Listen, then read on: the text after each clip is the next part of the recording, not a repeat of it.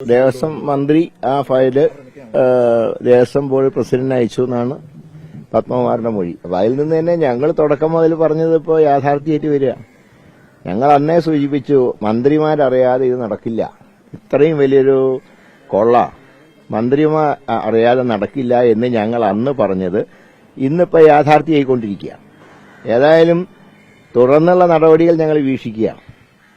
ഇത് കടകംപള്ളിയിലേക്ക് എത്തിയേ തീരൂ. കടകംപള്ളി മാത്രമല്ല, വാസവനിലേക്ക് എത്തണം.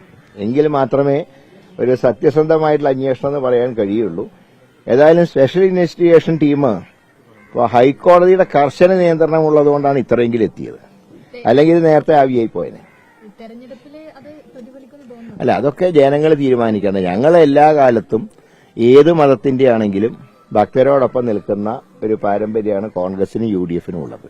അത് ഏത് മതമാണെങ്കിലും ശരി, മതവികാരങ്ങൾ ഈ രാജ്യത്ത് സംരക്ഷിക്കപ്പെടണം എന്നുള്ളതാണ് കോൺഗ്രസിന്റെ നയം. അപ്പൊ അതില് ഇലക്ഷൻ ഇതുമായിട്ട് കൂട്ടിക്കുഴയ്ക്കേണ്ട കാര്യമില്ല. ഞങ്ങൾ ഒരിക്കലും ഇലക്ഷൻ ഇത് നോക്കിയിട്ടല്ല കാര്യങ്ങൾ തീരുമാനിക്കുന്നത്. ഇത് ഭക്തരുടെ ഹൃദയത്തിന് മുറിവേറ്റിരിക്കുന്നു. അതായത് അവര് കാണിക്കയായി സമർപ്പിക്കുന്ന പല കാര്യങ്ങളും അടിച്ചു മാറ്റുക എന്ന് പറയുമ്പോൾ അത് അവർക്ക് സഹിക്കാവുന്നതല്ല.